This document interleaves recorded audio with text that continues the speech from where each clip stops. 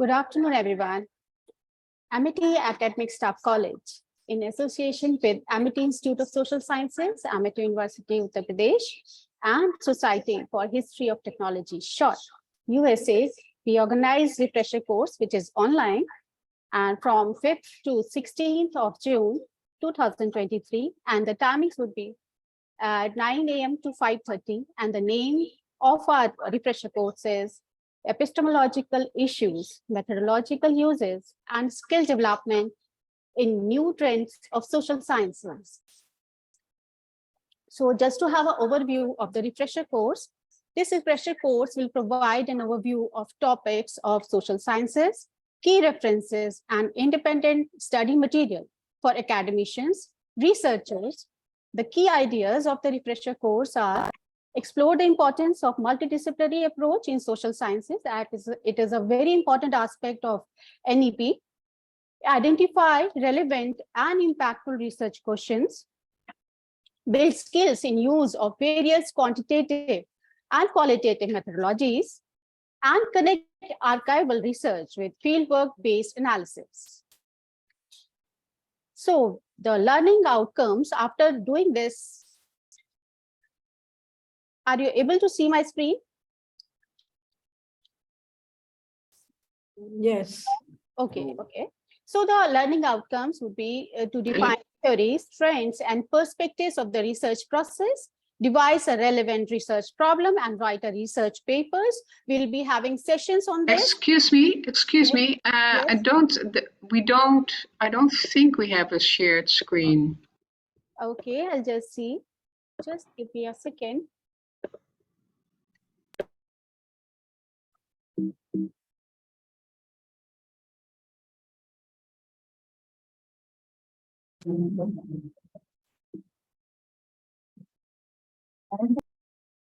I'll just share my screen again.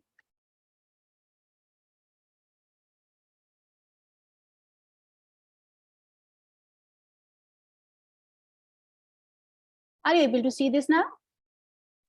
Yes, ma'am. Okay, fine. So we were at the learning outcomes. So the learning outcomes of this refresher course will be to define theories, trends, and perspective of research processes, devise a relevant research problem, and write a research papers. As I told you that we are going to have certain sessions for this. Understand the fundamentals of literature review. We'll be having sessions on this also. Examine the data collection process and data analysis using cutting-edge research methods. Find and implement research methods and different research problems, and just to compose and implement MOOC courses, which is again very important aspect of our NEP. Execute independent research and publish a scholarly journal in scholarly journals. Provide a congenial learning environment that will enthuse and motivate active participation in the process of learning and teaching. Skill development for practical application in different fields of social sciences. So we are having a huge galaxy of our renowned speakers. So to name few, today we are having Professor Dr. Sanjay Srivastava, Professor Dr. Dilip Menon, Professor Ruth Ordengil, and Professor Shri Priyank Ganungo, and we are also having Professor Sudhanshu Bhushan with us today. So as I told you, we are having n number of speakers in our schedule. So you can see on the screen who all are coming, and these are just the glimpses of our speakers. We are having a huge galaxy of all the speakers with us. So again, which is again a very important aspect, that is the participants. Participants are basically, we are really had a very enthusiastic participation from all over the country. So we are having participants from all over the country. So they come from different organizations, from government as well as private educational institutions. They are coming from wide array of discipline, from history, from political science, sociology, business management, tourism. And we have also in this quorum or in this cohort, we are having young researchers as well as senior professors participants. So we are really happy and we are very enthusiastic about the participation which is being given to our program. One thing again very important for all the participants, that is the schedule of the refresher course. That is from 5th June to 16th June. We are going to have sessions from 9:30, 9 to 5:30. And I would like to mention one thing, that Sunday 11th June will be a holiday. And just to clear one thing, that on Saturday, that is 10th June, we'll be working and we'll be having all the sessions, 4 sessions in a day. So tea breaks and lunch breaks will be given accordingly, and program schedules will be shared with all of you on the WhatsApp group, which I'm sure that all are member of that particular group only. Now the assessment plans. So all the participants will be getting a certificate for the refresher course. So all participants are required to give one presentation related to their specialization and the link of presentation with and they have required to link the presentation with knowledge they took from the refresher course. So one thing is really very clear, that you have to just pick your topic and you have to relate the topic with any session of the refresher course. Then they are also required to upload one research article related to their specialization in the Google Classroom, and we'll be sharing the link of the Google Classroom as well. And the attendance is mandatory for all the sessions. So after every session, you'll be getting attendance sheet. So you need to just submit attendance, and we need to have 100% attendance to get the certificate. So all participants are required to be very particular about their attendance, and feedback will be taken daily for each session. So we'll be having 4 sessions every day, and for every session, we'll be taking your feedback. And the certificates will be given after the successful presentation, and you'll be getting the grades on your certificates. So, and the certificates will be given from the Academic Staff College, Amity University, and grades will be mentioned on your certificates. So thank you so much for joining, and happy learning, and stay tuned, please. Now over to Dr. Madhumita Saha.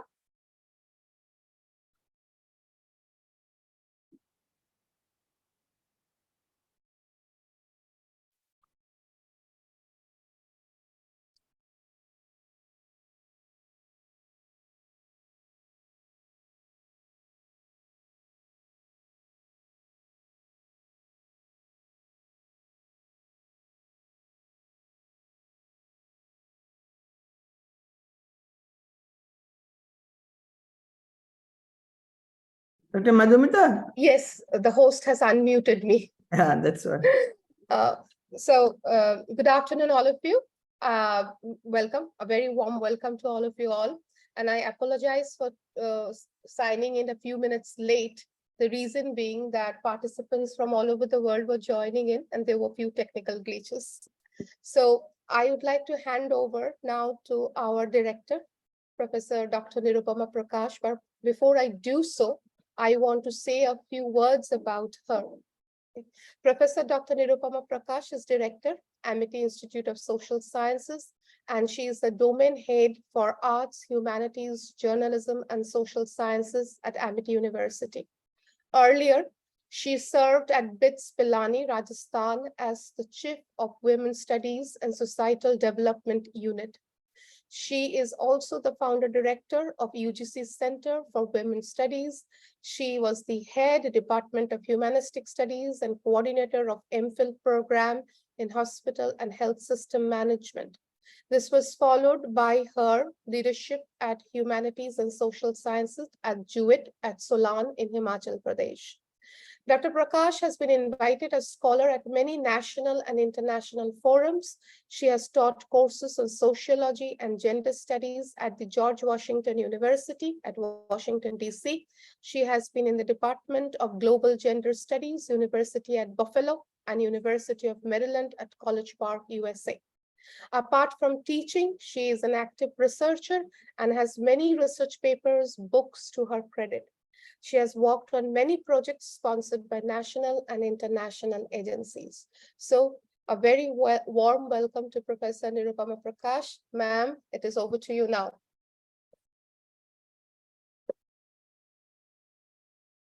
I think she got disconnected for a second. She will join back.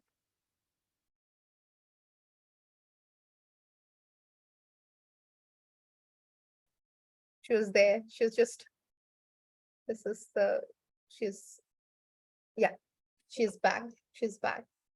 We have to be a patient, like the big technical systems have their own mind. We may not like to believe in that, but they do. Yes, ma'am. All right. Thank you, Dr. Madhumita, Dr. Shalini. Now, we are here for a very important event, which is the refresher course on a very important topic of the epistemological issues, methodological uses and skill development in new trends of social sciences. A very warm welcome to all our very distinguished dignitaries, the distinguished speakers, participants from across the globe. On behalf of our Honorable Founder President, Dr. Ashok K. Chauhan, our very dynamic Chancellor, Dr. Atul Chauhan, and our respected Vice Chancellor, Professor Dr. Balwinder Shukla, I, Nirupma Prakash, from Amity Institute of Social Sciences, along with my colleagues, Dr. Shalini Saxena and Dr. Madhumita, and on behalf of Amity Institute of Social Sciences, faculty and students, extend a very warm welcome to all our dignitaries and the resource persons, as well as the participants. So as we all know that how refresher course is very important, because all faculty, you're all very learned, but it is always good to hone your skills. And this is what the objective of the refresher course is, wherein it becomes very important to delve into issues of what are the latest developments, how ethics becomes so important, how the research capabilities, what the methodological issues, and how that upgrading becomes important. So with the base of being a very strong educational practitioner, it becomes imperative that, during the year, we are able to hone our skills, and which is what is the objective of this. So here I will not go into the detail of what the objectives and learning outcomes, which has already been done by our joint program directors and the coordinators here. But the idea is for each participant to be able to absorb what you get from the rich experience of all our resource persons who have been requested to give their valuable time, wherein their expertise comes in, and then having got that information, how you are able to practice it, how you are able to communicate it to the students, which is what is going to be very important, irrespective of which college or university or which city you come from. The basics of the education system remains the same, wherein we are able to inculcate good skills, which would be very beneficial for students to take on vocational training or for their career planning and building, and also how the ethical dilemmas have to be taken care of. And then, of course, research becomes, it's complementary to teaching, how that becomes a very important integral aspect for all faculty members. So when you look into the research part, how you can incorporate and integrate in your own teaching, wherein the students will get very good insight, and of course also take forward the research capabilities, which is where different topics, depending on the expertise of this resource person, has been very meticulously planned by our coordinators, and that is where the ethos comes up, and which is where the thrust area is. So I congratulate Dr. Shalini Saxena and Dr. Madhumita, the joint program directors of this event. And it is with the Amity Academic Staff College, which has taken the lead along with Amity Institute of Social Sciences, that we are organizing this event. And Dr. Sagina Huda from Academic Staff College, Amity Academic Staff College, has been a great support. So I acknowledge with gratitude all here, and thank you all for joining. Wish you all the best. And I'm sure the deliberations are going to be very beneficial and useful for learning, which is always lifelong learning. Thank you very much. Thank you so much, ma'am, for your inspiring words. Now, next speaker is Professor Ruth Odenziel. Ladies and gentlemen, it is my honor to introduce our esteemed speaker for today. Today's event, that is the refresher course inaugural session. Professor Ruth Odenziel is Distinguished Professor at TU Eindhoven Department of Innovation and an expert in history of technology brings a wealth of knowledge and experience to our gathering.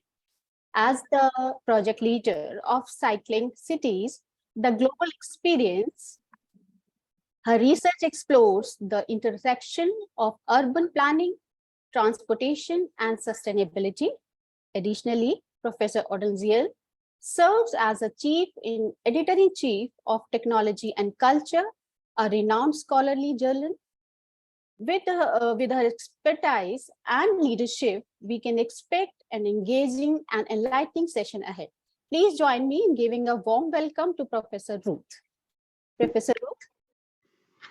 Thank you very much for this invitation. It's quite exciting to be here and see more than 50 people online from India. I think this is a fantastic opportunity to have a true a global exchange. So today I will be speaking about mostly in my capacity as editor-in-chief of Technology and Culture, as we are reaching out to scholars across the globe and are very interested in any person here present wants to publish in the journal. If we have time, and I'm asking the chair how long you want to speak me for, because I want to also have a Q&A, and if time permits, I might be able to say something about the research project Cycling Cities, but I would like to hear the time slot. Yes, Ruth, you can speak around 20 to 25 minutes. Okay, thank you very much. And then there will be also Q&A? The Q&A is at the end, At the and end. if you definitely want to stay back and let the students ask you, the faculties actually ask you a question, we'd be very glad. Okay. Okay, thank you very much. And before So you let- go ahead, Professor Ruth, just wanted to welcome you very warmly, and also to mention that we are so honored to have in collaboration with SHORT, that is the Society for History of Technology. So over to Yes. you. Over to you. And I have to commend you on this endeavor. This is precisely the kind of course and outreach that we are interested in at the Society for the History of Technology and Technology and Culture. So I really want to commend you on this effort. We're very happy to support it. So let me share the screen here for a moment. I hope you can see my screen. So as I say, I'm speaking mostly as editor-in-chief, but if you allow me, I will also give you a glimpse of the Cycling Cities project as well. So the Society for the History of Technology is, I'm getting some background noise. Are you able to hear me fine? Yes, we can hear you fine. Yes. Okay, Please go ahead. great. Yes, Okay. you are audible. Thank you. So the Society for the History of Technology, which was established in 1958, I think most people will still associate it as an American-based organization. That is true in part, but no longer really. First of all, I'm based in Eindhoven University of Technology in the Netherlands. And as I will, for some reason, yes. So I want to say, since this is a social science community, I want to speak a little bit before we delve into what it is that we do to really define what we're talking about. So the field that we cover, the domain, is the history of technology. And so first the question is, what is technology? I might go over some common ground, but I think it's important to have a very tight definition. So first of all, it is the things, right? Making and doing things in a very both simple way and profound way. But it involves our definition of what technology is, of the people who are actually doing it. And the third is not only the things that people are making and understanding how are people are making it and why. So making it a story, a narration that is deeply social, but also the systems that are supporting it. And I want to give an example of what we mean by that. So if you think of a car or a computer, but let's say a car, most people will identify the car as just the technology, but we are saying, no, technology is also the people who have actually made that car, but also the skills that are involved to be able to drive that car. And finally, also the entire infrastructure that support the automobility. So we are deeply committed to that joint idea that technology is always deeply social and political, and you need to understand it in an ensemble. Here, also the question, why would you want to study something that is in the past? And we have a strong belief that you can only understand the temporal dimension of how things come into being in order to understand why it is that we have the things that we have today, so that we understand the choices that have been made in the past, so that we understand what lies ahead in the future. So it's certainly also a field of inspiration and understanding what innovations are and the patterns, but it is ultimately the notion that the past and the future and the present are one. I think maybe from an Indian point of view, that might be a no-brainer, but still I think in the global north, there's a very much an idea of a unilinear progressive narration that divorces the past from the future. And then finally, the journal that the History of Technology, the Society has is Technology and Culture. And here I want to give a little bit of a background.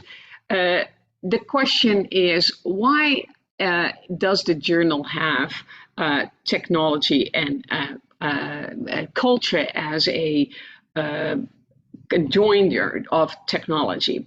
Well, as I indicated, because of the definition of technology as being artifacts, people, and networks, and therefore being social, one might want to ask, why do we have chosen, or the people who established the journal? You see a picture on your right. Mel Kranzberg was the absolutely inspirational man who had a vision in 1958. And I want to bring you back to 1958. Today we have all these debates about artificial intelligence as being an existential threat to mankind. Well, in the 1950s, that was the nuclear bomb.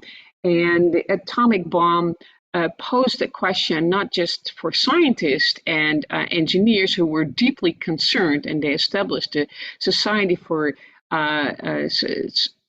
concerned scientists and engineers, but also people who were doing social sciences and the humanities. But there was a sense in the 1950s that the people who were doing the technology and the people who were doing culture, as it was called, the SNOW being the articulation of that there was a deeply divided culture, two cultures, it was called, technology and culture. And so the journal really tried to bring the conversation together and say that technology is always deeply contextual, it's social technical, and in the 1970s, a new field, Science, Technology and Society, SDS, was established. And maybe some of you are familiar with that. So Mel Kranzberg said here, anyone who's at all interested in understanding the past and in learning how to the present got to be the way it is, or is speculating about it, must be concerned about the future development and its relationship to society and culture. So today we would probably say society rather than culture, and today the journal would probably be called Technology and Society, but being it from the 1950s, it's called Technology and Culture. So here are some of the covers of the under my editorship. The most recent one you will see on the top left is about sound studies and the development of these. You see the big horns as part of the civil defense during World War II. And it's a story about how these new technologies in war were being developed. Oh, I'm getting a lot of back noise. Could someone mute their? Yes, thank you.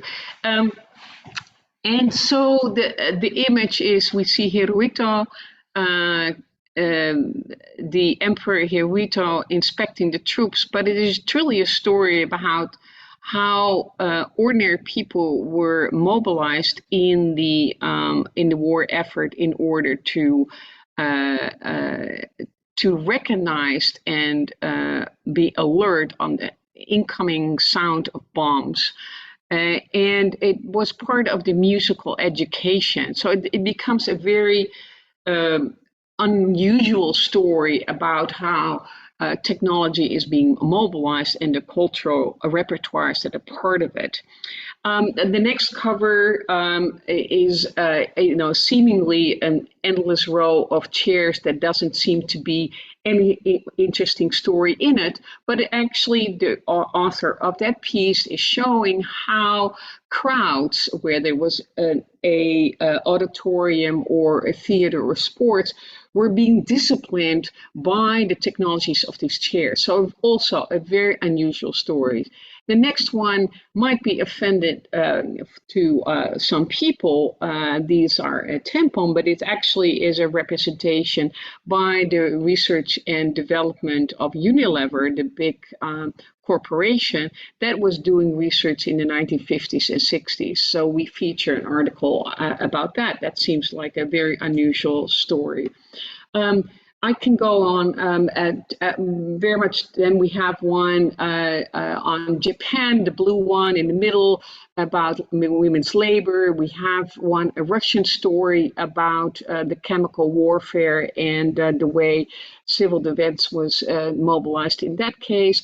And then very much on the right, we have the story about a office and how plans became really technologies to help create an environment, a technical environment of the computer office.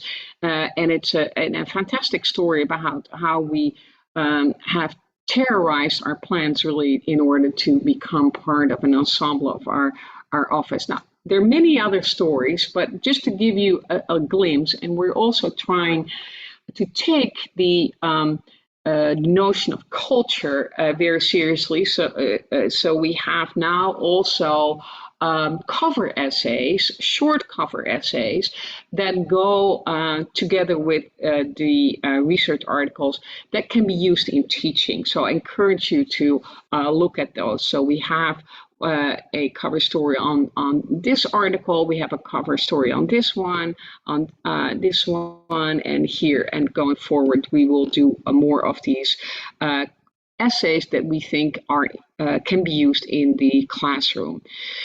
So the Society of the History of Technology, as I said, was started in 1958 by Mel Kranzberg. And SHOT has a global membership of 1,500, and our annual conferences are sort of middle-sized. I like them very much because they are not these mega conferences. They are still able, to have good conversations. Our next one is in Long Beach, and after that will be in Santiago de Chile in 2024. Now, let me talk a little bit about the journal. We have about 120,000 readers annually. We also are building a huge database on reviewers and authors, and we would very much welcome your participation as well. We publish about 25 research articles that are double-blind reviewed. We have debate essays, articles, we have essays, but mostly, I'm very proud to say, we have 160 book reviews per year. These are annual figures. That covers the very latest in the field. So if you want to have a quick view on what the field is like, I encourage you to go to the book reviews. And then we have, as I said, we started this last year, is to have a cover essay that can be used in the classroom. And then finally, we have public history sections. So the founders of the journal and were very much interested in making sure that academic knowledge was also shared with the larger public. And so the involvement of engineers working in the field, practicing engineers and museum people was very much part of the mission, and we're continuing that mission. So as I said, the technology and culture is really about a contextual history of technology. It is interdisciplinary. We do material culture, economic history, medicine, political history, engineering, cultural studies. It's really deeply engaged with the humanities and the social sciences. So I would say the etc. at the end of this row of different fields is, we take that very seriously. I would say, in sociological terms, one could say, the boundaries of the field are not as fixed as maybe some fields. That means that it is very open to newcomers. I found that as someone who knew nothing about technological development and innovation when I started as a PhD, and felt really welcome, even though I was participating in many different other fields. Just to give you a sense of the kind of articles, the coverage, it is now 30% from the Global South, and it's growing. We now are really committed not only to publish English-based work, but also work in other, to review, let's say, not the articles, but to review books in other languages, because we feel that even though you might be an expert in one field, you might actually lose out on some of the information because it's written in a language that's not accessible to you. We have now reached out to Africa with the Pan-African Center for History of Technology that we're helping to develop in Dar es Salaam, and just had a regional workshop that's very exciting. We had a conference in Singapore back in 2017 that drew a lot of people from Asia into the organization, and we will have for Latin America a new conference in Santiago de Chile. So what are the trends? Well, I think we all must, of course, be more global, and I'm very proud to say that our submissions are truly coming from all over the world. I would say 60% comes from the Global South, and so we are very excited about that. I would say one trend is what one could call the globalization of innovation. That is to say, to understand how the appropriation and rejection, tweaking of innovations in the local context is happening. So we feature a lot of articles like that. Another very exciting trend, and I already referenced the one on Japan, is the sound studies. And sound studies is part of communication studies that is very new and has very unusual stories to tell.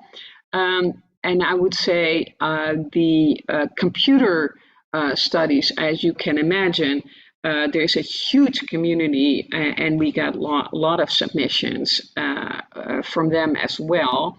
But then I would say that an exciting new trend is disability studies. So that is that can be anything about the development of hearing aids, or it can be about different innovations. It can be about mobility studies and access to mobility infrastructures. And visual culture also has been trending for, I would say, 2 decades or so. And we are very proud to have these essays on the cover that we use for teaching. Now, I looked back on what have we done on Indian history of technology. Well, we have had 9 research articles, but a growing number of book reviews. And let me give you a little taste. So you see here the first one, Wiebe Bijker, who is a giant in our field, who has been collaborating with Annapurna Mamidipudi back a few years ago. And he really was a founder member of this STS, Social Science Studies of Technology and Science. And in their article, Innovation in Indian Handloom Weaving, they argued that by looking at incremental change in handloom weaving, that the idea that innovation only comes from high tech is really a backward story. It is something that really puts craft in the middle of the history of technology story. And I would say we've had many, many articles, not only from the global south, but also from early modern European history, where it is more understood that our ideas of what is innovation or what is in technology is a product, one could say. In my own work also, I focused on this, is a project of the 1940s or 50s, when the term technology was very much introduced as something new, and it wasn't, and one could say, a discursive intervention, and it was very much geared and part of a superpower struggle to show that the global north was more powerful because it was more technological. A story that Mahatma Gandhi, of course, was very much criticizing very, very early on. And I would say that the journal is very much embracing a much more sophisticated idea of what true technology is. I've also here highlighted one on medicine, which is about the stethoscope and the making of modern Ayurveda.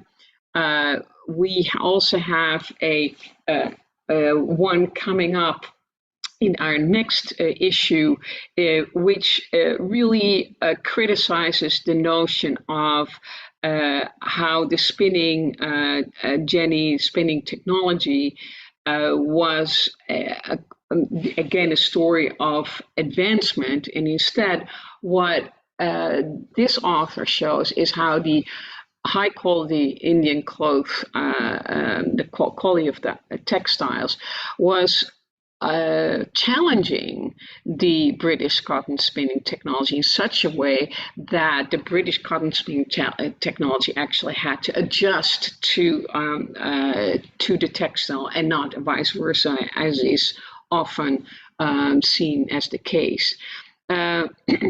And then we also have a more political history about how the Indian elites were taking in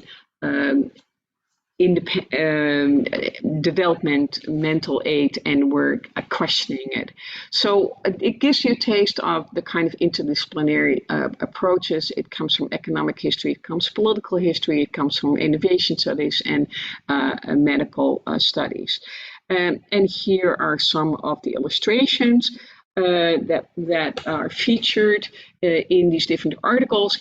And perhaps interesting for you as teachers is that I have now, I'm developing these very elaborate captions below these images that help students to get a sense of what the argument is of an article, because I truly believe that the articles that we publish, that it should be accessible to anyone. That means that stylistically, we pay a lot of attention and give support to accessible prose, so that undergraduates should be able to read it as well.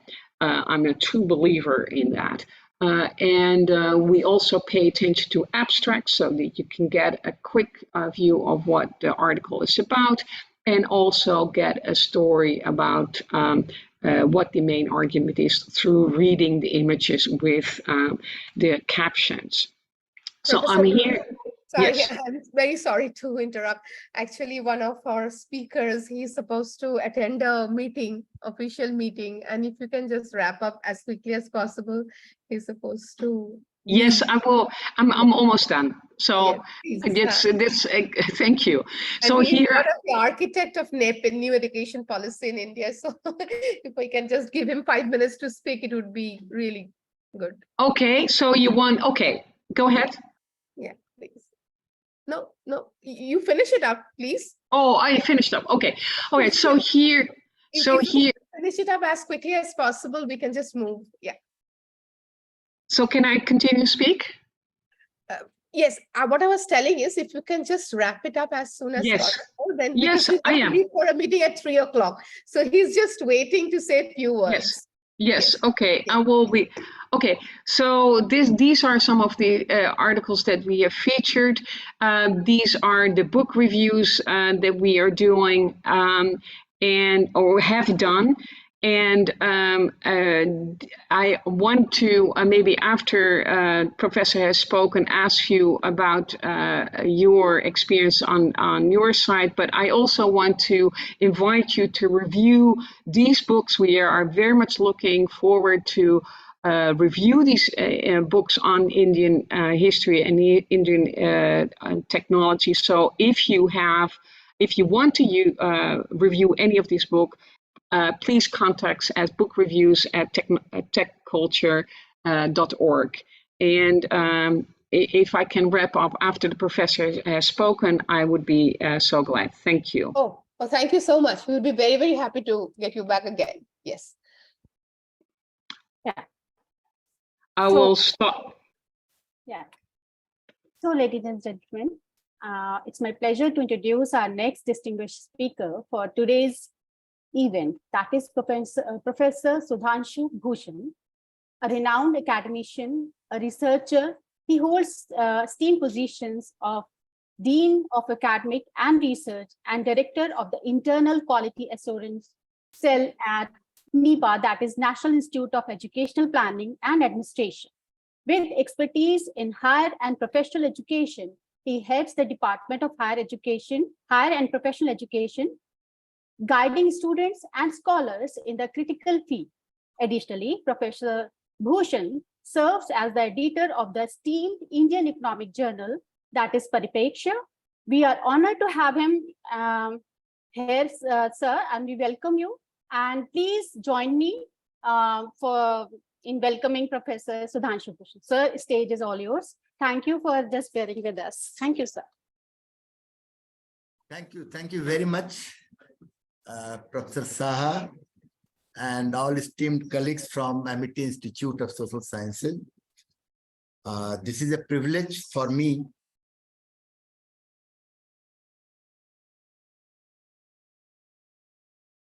to say a few words. In fact, Professor Ruth has given a very excellent beginning to the whole workshop for roughly 2 weeks, in which her important point that she has made out is that it is important to note the social and cultural determinism of technology. And her message is very, very profound in terms of making it interdisciplinary, making it social, and making it humanities based. So I think this is a very, very important message. Now, to all the researchers, the time is very, very short. At least to elucidate my point, I thought I will take at least 15-20 minutes. But I would like to sum up, say next 5 to 10 minutes, all that I have to say. Well, at the epistemological level, we note that the beginning of science in the 18th century and the scientific knowledge begins by bridging a gap between relations of ideas and matter of facts. What is relation of ideas? Relation of ideas is nothing but logical proposition, which says that if x is greater than y, or all knowledge from geometry, if x is greater than y, y is greater than z, then necessarily it follows that x is greater than z. So one kind of knowledge is based on analytics, based on logic, what we call deductive knowledge from deduction. Another kind of knowledge is knowledge based on induction, which we may call matters of fact, which we may call empirical knowledge. And for a very long period, more than, say, 2000 years, this gap remained. One which has its idealist tradition or which believes in logical propositions, and another in terms of the empirical knowledge. But David Hume, a philosopher, was a skeptical philosopher. He said that in the logical proposition, we don't gain any knowledge. There is no new knowledge, because if there are two propositions called x is greater than y, y is greater than z, then it necessarily follows, the conclusions necessarily follows from the premise that is x is greater than z. So there is no new knowledge. And about the empirical knowledge, he was always doubtful. Whatever we observe and then generalize, there is no guarantee that this will hold true forever. Now, this dichotomy between analytical knowledge and the synthetic knowledge or the empirical knowledge was bridged by Kant by means of synthetic a priori. And that, in fact, is the beginning of the knowledge of science, knowledge through scientific method. How do we acquire knowledge? We acquire knowledge either through logical deduction, or we acquire knowledge through empirical knowledge, through evidence, through observations, and then through universalization. When time and again the same result follows. Now, in the social sciences, however, there has been much more focus on this kind of empirical knowledge or the scientific knowledge. Now, I call this kind of a knowledge as context independent. It is objective. Science gives objective knowledge, but this objective knowledge is either tautology, because it follows from the logic, or there are limits to the universality of any knowledge through empirical knowledge.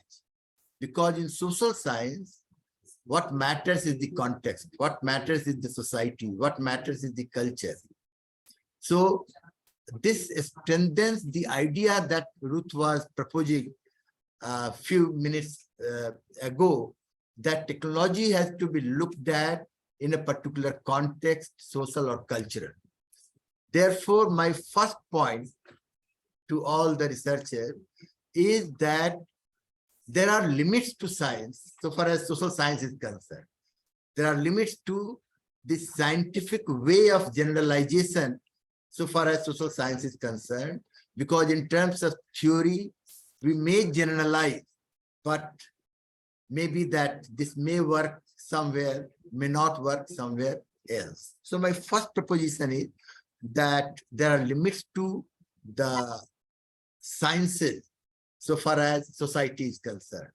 So if we look at history or economics or any other branch of social science, every researcher should be aware of this limit.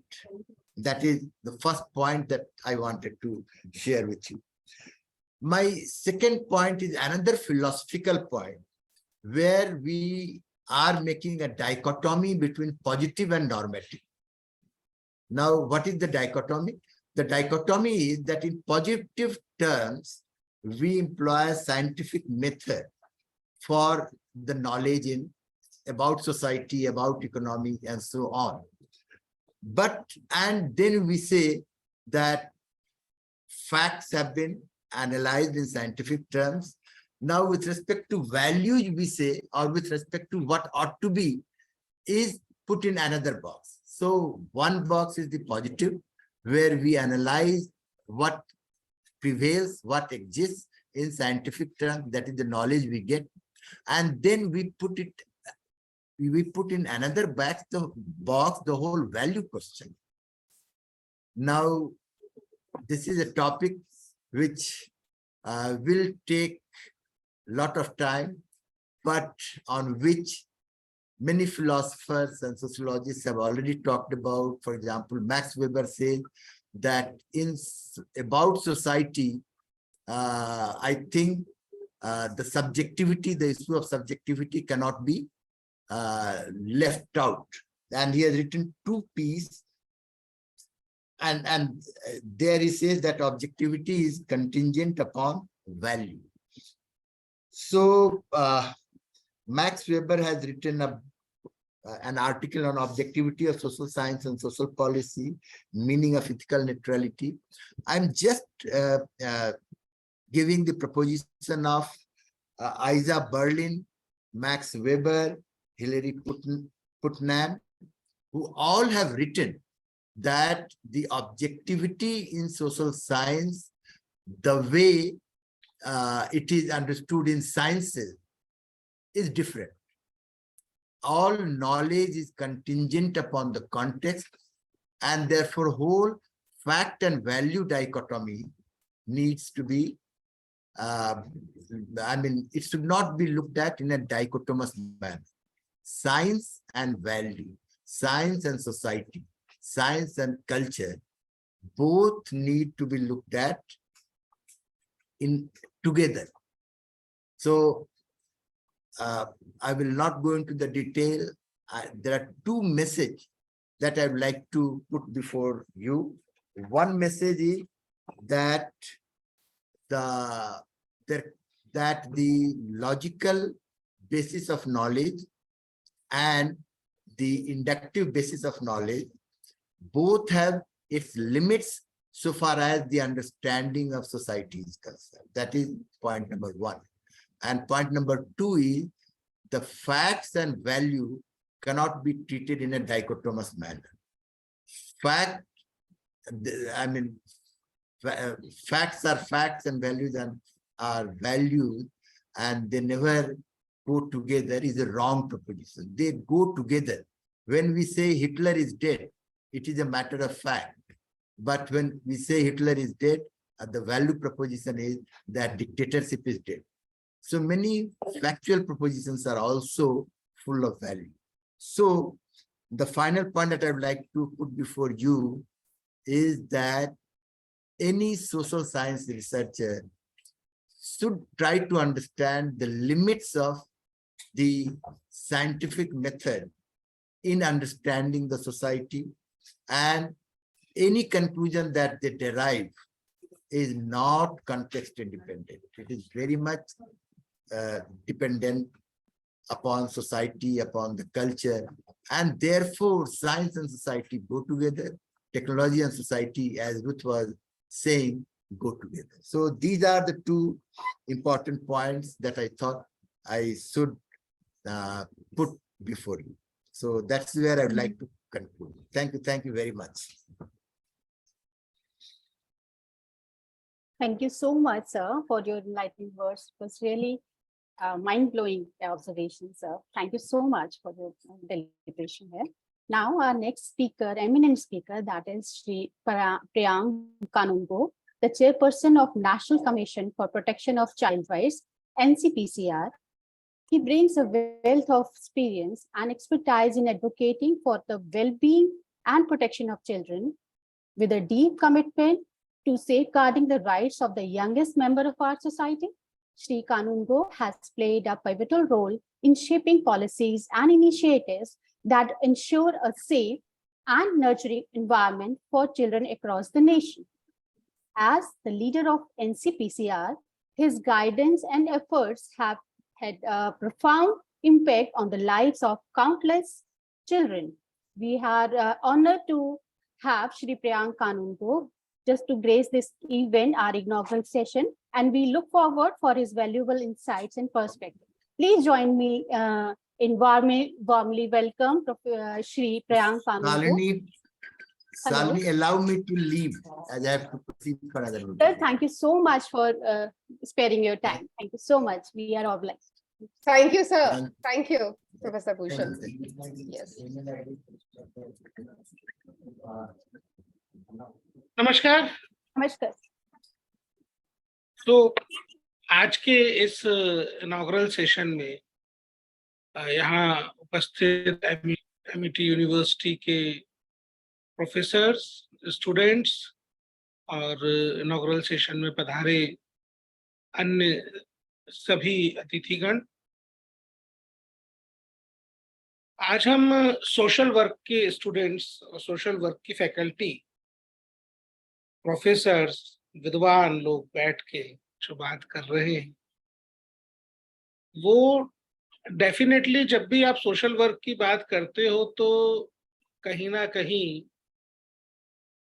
Deprived या वो लोग जो under privileged हैं या वो लोग जिनको समाज में बराबरी से आने का मौका नहीं मिल पा रहा है,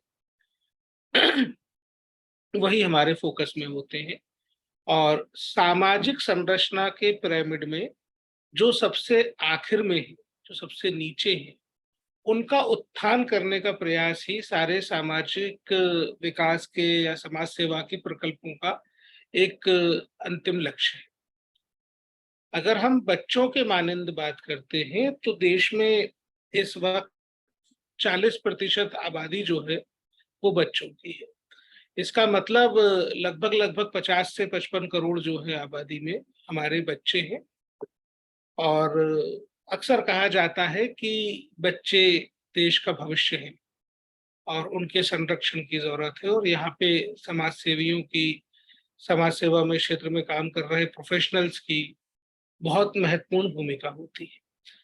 अगर इस दृश्य को दूसरे शब्दों में देखें या इस सिक्के को दूसरी तरफ से देखें तो हम मानेंगे कि आज की ये जो 40% पॉपुलेशन है वो एक्चुअली कल की 100% पॉपुलेशन है। आज जो हमारे देश का भविष्य है वो एक्चुअली कल पूरा का पूरा वर्तमान होने वाला है। तो देश आगे कैसे चलेगा, देश को आगे लेके कौन जाएगा, वो निर्धारण इन बच्चों की परवरिश के अकॉर्डिंग होगा। अब भारत में जब हम बात करते हैं खासतौर पे बच्चों को लेके सामाजिक प्रकल्पों की, तो सबसे पहले ध्यान में आते हैं हमको ऑर्फनेजेस, अनाथ आश्रम।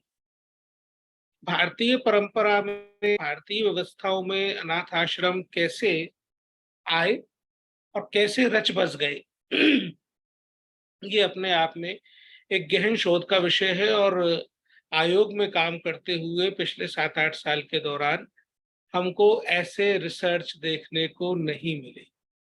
अलबत्ता जो कमीशन, जैसे मैं चाइल्ड राइट्स कमीशन को चेयर करता हूं, तो इस कमीशन में हम लोग 6 अलग अलग वर्टिकल्स में काम करते हैं, जिसमें जुवेनाइल जस्टिस है, जिसमें चाइल्ड हेल्थ एंड न्यूट्रिशन है, जिसमें लॉ रिलेटेड टू चिल्ड्रन है, जिसमें पॉक्सो, चाइल्ड मैरिज और दूसरे अन्य कानूनों की बात होती है, चाइल्ड लेबर है, चाइल्ड एजुकेशन है and child sociology and psychology है।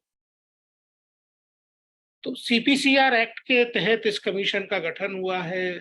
राज्यों में राज्यों के राज्य बाल आयोग है, देश में एक राष्ट्रीय बाल अधिकार संरक्षण आयोग है, और ये एक्ट के मैंडेट के अकॉर्डिंग बच्चों की शिकायतों को सुनना और उनके निराकरण करने का काम करता है। इसके अलावा रिसर्च करना, स्टडीज करना और बच्चों से संबंधित विषयों पर सरकारों को सुझाव देना, अपनी रिपोर्ट्स देना, ये काम भी आयोग के पास है। इसके अलावा 3 कानून देश में ऐसे हैं जो अलग से अपनी मॉनिटरिंग और उनसे जुड़े ग्रीवियंसेस के निष्पादन का मैंडेट इस आयोग को देते हैं। किशोर न्याय अधिनियम, juvenile justice act, POCSO act और एजुकेशन एक्ट। तो इस पूरे के पूरे जो ताना बाना है उसमें काम करते हुए जो मैं पहले कह रहा था कि हमको इस तरीके की रिसर्चेज नहीं मिली कि भारतीय परंपराओं में बच्चों के अधिकारों का संरक्षण किस तरीके से होता था। अगर हम ऑर्फनेज का उदाहरण लें तो हमको 1743 के पहले किसी ऑर्फनेज के होने के कोई प्रमाण यहाँ पे नहीं मिलते। जो ऑर्फनेजेस आए फिर वो बोर्डिंग्स की तरह आए, फिर वो कॉन्वेंट्स की तरह आए, और फिर धीरे धीरे ऑर्फनेज की एक प्रणाली यहाँ पे विकसित हुई, बच्चों को अनाथ आश्रमों में रखा गया। इसके उलट अगर हम भारतीय संस्कृति की बात करते हैं तो ऑर्फनेजेस का जो प्रेवलेंस हुआ यहाँ पे वो फर्स्ट वर्ल्ड वॉर और सेकंड वर्ल्ड वॉर के बीच में हुआ। सबसे ज्यादा ऑर्फनेजेस उसी वक्त एस्टेब्लिश हुए। इसके अलावा ऑर्फनेजेस एस्टेब्लिश होने के जो कारण पूरी दुनिया में रहे, जब आपदाएं आती हैं तब ऑर्फनेजेस एस्टेब्लिश किए जाते हैं। हमने भारत में देखा जब पिछली सुनामी आई थी तमिलनाडु में, उसके बाद ऑर्फनेजेस की बाढ़ आई, बच्चों को अनाथ आश्रमों में रखा गया। और अकेले तमिलनाडु की हालत ये थी कि जब 2020 में हमने सोशल ऑडिट का हमारा डेटा रिलीज किया था, उस वक्त जो है तमिलनाडु में 59,000 बच्चे जो है वो ऑर्फनेजेस में रह रहे थे। ये अपने आप में देश का सबसे बड़ा नंबर था, किसी भी राज्य में इतने बच्चे नहीं थे। हमने जब ये देखने की कोशिश की कि बच्चों को ऑर्फनेजेस में क्यों रखा जा रहा है, और दूसरी तरफ जो अडॉप्शन की प्रक्रिया है भारत में, उसमें केवल 3-4 हजार बच्चे ही में जा पा रहे हैं। तो एक तरफ लाखों बच्चे, 2020 के डेटा में हमारे पास जो है 2,56,000 बच्चे ऐसे थे जो ऑर्फनेजेस में रह रहे थे। बावजूद इसके केवल 4,000 बच्चे ही जो है वो अडॉप्शन में जा पा रहे थे, प्रक्रिया में जा पा रहे थे। और किसी किसी साल में तो ये नंबर 2,500-3,000 तक भी रह जा रहा है। हमने जब ये जानने की कोशिश की तो हमको ये पता चला कि असल में जो बच्चे ऑर्फनेजेस में रखे गए हैं वो तो ऑर्फन है ही नहीं, या उनके माता पिता नहीं भी हैं तो परिवार के लोग उनको अडॉप्शन में देने के लिए legally free for adoption declare नहीं होने देते हैं। उनका पालन पोषण करना चाहते हैं, साथ रखना चाहते हैं, चाहे वो दादा दादी हो, नाना नानी हो, मामा मामी, चाचा ताऊ। आमतौर पे जिसको जब हम यूरोपियन कॉन्सेप्ट्स को उठा के देखते हैं तो जिसको एक्सटेंडेड फैमिली कहा जाता है, भारत में हम उसको इमीडिएट फैमिली बोल सकते हैं। अभी तक हमने कहीं इसको परिभाषित नहीं किया है, इसको परिभाषित किए जाने की आवश्यकता है। तो इमीडिएट फैमिली बच्चे पर अपने राइट्स नहीं छोड़ती, बच्चे के परिवार पर, एक्चुअली वो बच्चे पर राइट्स खुद के नहीं रखते, बच्चे का परिवार जो उसका राइट होता है वो उससे उसको जुदा नहीं करते। तो इसको भी दूसरे तरीके से देखा जाना चाहिए। हमने इस सब से सीख लेके ये तय किया कि जब कोविड की महामारी आई और आप लोगों ने बड़ी संख्या में ऐसी खबरें पढ़ी होंगी कि बच्चे अनाथ हुए हैं, बच्चों को अडॉप्शन में नहीं दिया जा रहा है, बहुत से माता पिता चले गए और बच्चे छोड़ गए हैं। उस वक्त हमने आनन फानन में एक व्यवस्था बनाई, एक पोर्टल शुरू किया जिसको बाल स्वराज कोविड केयर पोर्टल कहते हैं। और देश के सभी राज्यों के सभी जिलों के आंगनवाड़ी वर्कर्स और टीचर्स, आशा वर्कर्स इनके माध्यम से लगभग 20-25 लाख लोग लगे जिन्होंने ये डेटा पूरा का पूरा इकट्ठा किया कि कोविड के दौरान, कोविड के कारण या किसी भी कारण से कोई बच्चे परेशानी में आए हैं माँ बाप को खोने के या परिवार के कमाने वाले सदस्य को खोने के, और उसके कारण उनको देखभाल की आवश्यकता है, तो उनकी जानकारियां इकट्ठी की जाए। और भारत का जो कानून है उसके अकॉर्डिंग उनका सोशल इन्वेस्टिगेशन किया जाए। किशोर न्याय अधिनियम जो है वो ऐसे बच्चों का सोशल इन्वेस्टिगेशन करना, उनका इंडिविजुअल केयर प्लान बनाना, फिर कोई बच्चे अगर अडॉप्शन में जा सकते हो तो उनको अडॉप्शन में भेजना, ये निर्धारित करता है। जो हमने ये सारा काम किया तो 1,83,000 बच्चे, 1,83,000 बच्चों की इंफॉर्मेशन हमारे पास जो है वो अलग अलग स्टेजेस वाइज आनी शुरू हुई।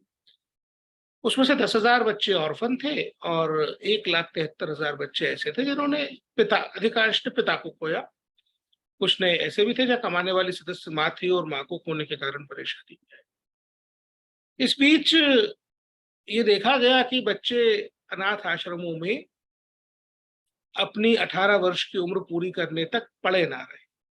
हमने सभी स्टेट गवर्नमेंट से रिक्वेस्ट की, हमने भारत सरकार से रिक्वेस्ट की, और लगभग सभी राज्य सरकारों ने, कुछ एक अपवादों को छोड़ दें, तो नई स्कीम्स लॉन्च की।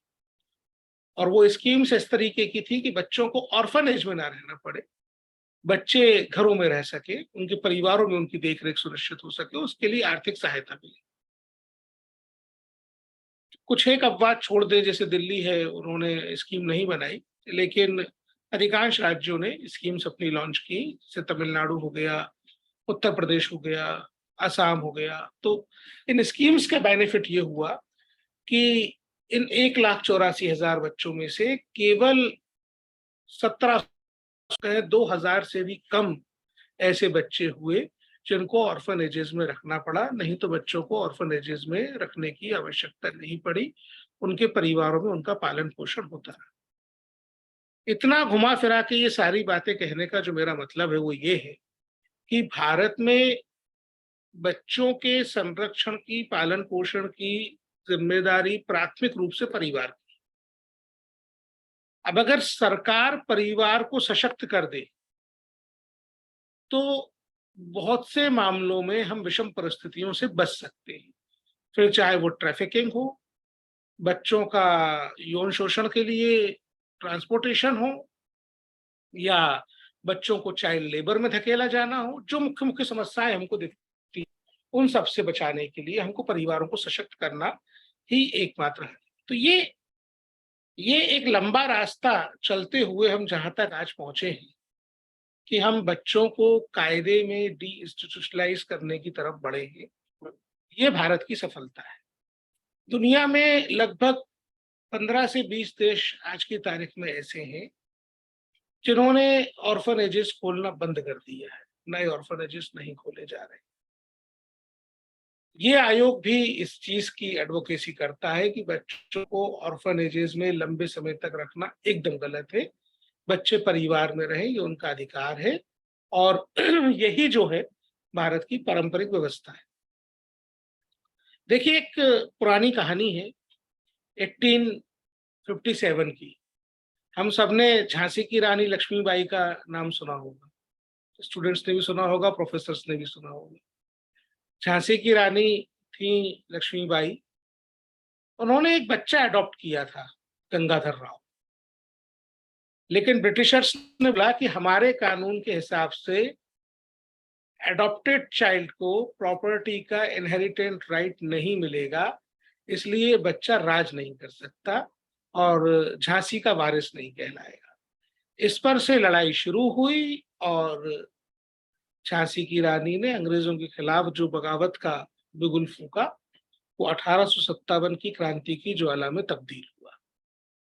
तो एडॉप्शन भारत की परंपरा का हिस्सा था।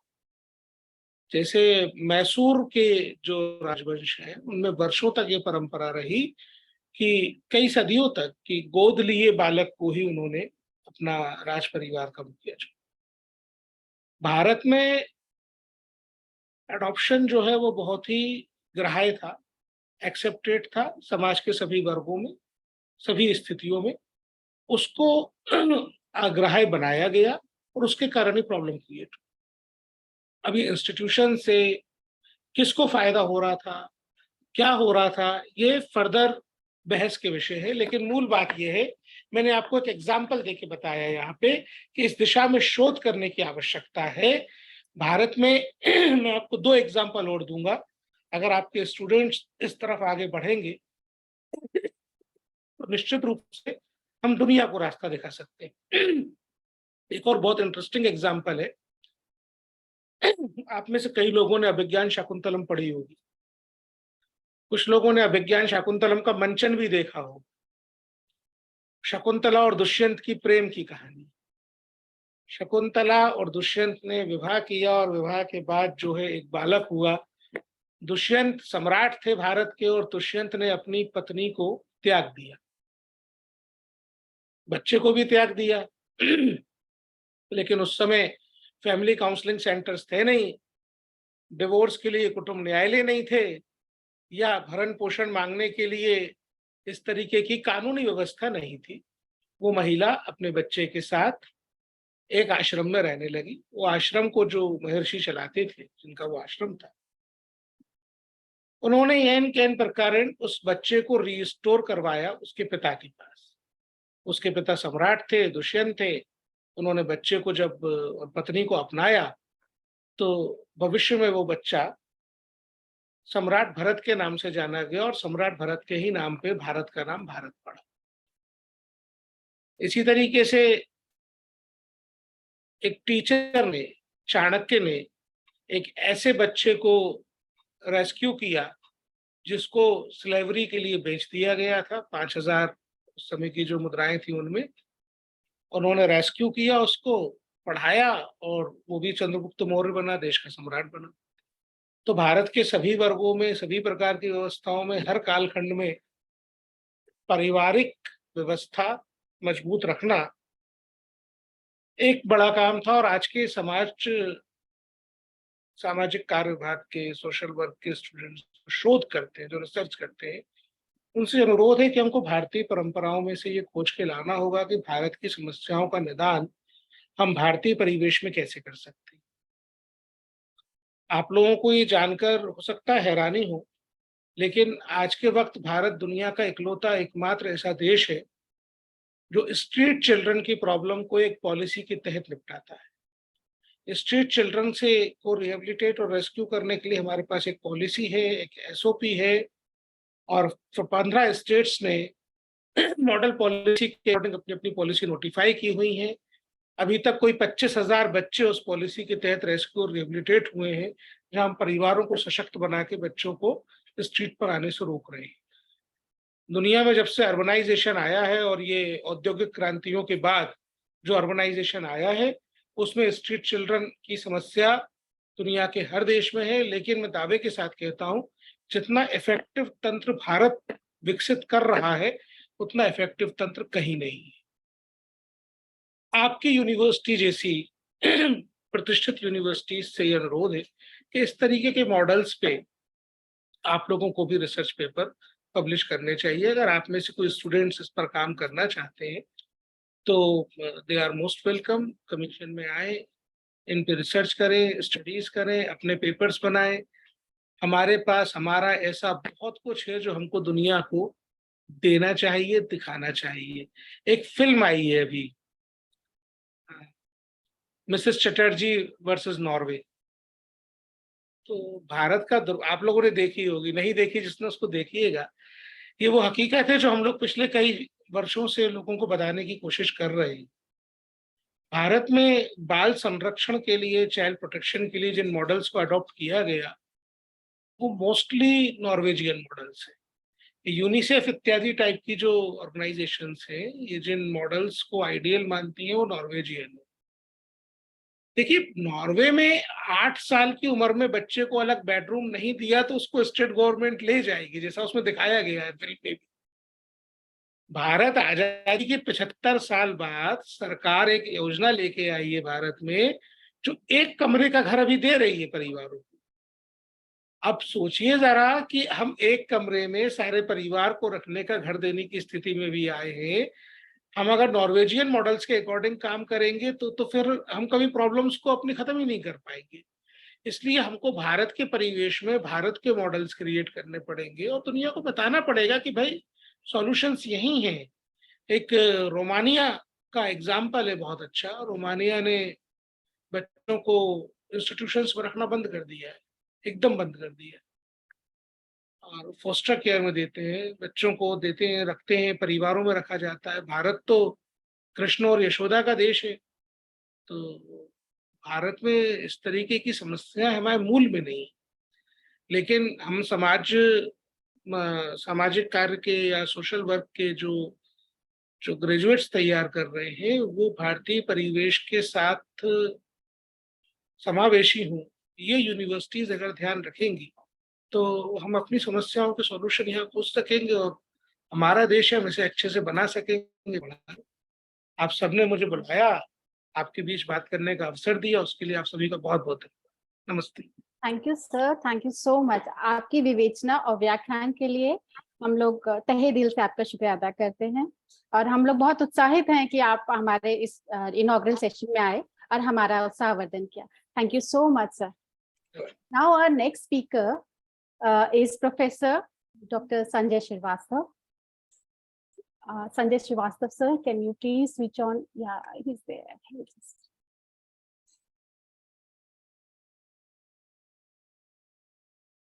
I just request Professor Sanjay Srivastava, sir, just to switch on his camera.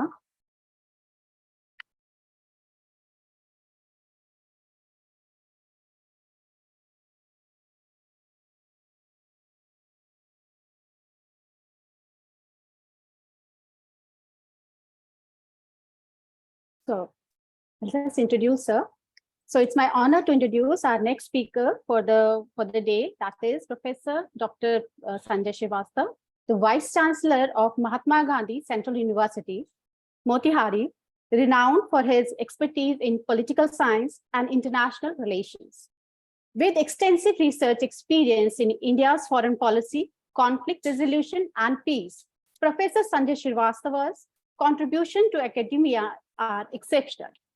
As a Fulbright visiting scholar and nominee of prestigious bodies like BHU Code and Jamia Millia Islamia, he has showcased his expertise and dedication to educational development. His active involvement in public diplomacy activities and leadership training further demonstrate his commitment to fostering international cooperation. We warmly welcome you, sir, and we are eagerly waiting for your profound insights. Sir. Thank you, Shalini ji, and thank you, MIT University, for putting me on board. I think my internet connection is a bit unstable. That is why it's logging out, after a while. But we can see you and hear you, sir. Okay, fine. Actually, I'm in between the meeting in the DC, so I will make a couple of points only, and would like to leave this meeting to attend another meeting. 2-3 things I want to make. One is points I want to make. One is it is very essential on part of the social science of this generation that there is a big allegation of the social sciences from the physical sciences and the life sciences people or the sciences people, that the result of the researches of the social sciences are not of immediate practical use. So this is a big allegation that has been, troubling the socials, justifying their existence, justifying the money they get from the government.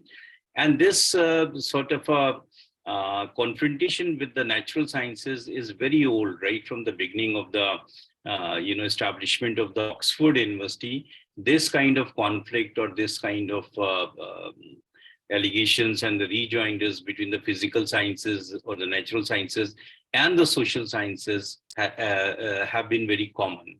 So that is why you see that in many of the universities in Europe and in America, the social sciences and humanities were part of the universities, but natural sciences, physical sciences, and the life sciences, they got the patronage of the royal societies. Social sciences and the humanities never got patronage of the royal societies because they also thought that the result of the research of the social sciences is not of any immediate practical use.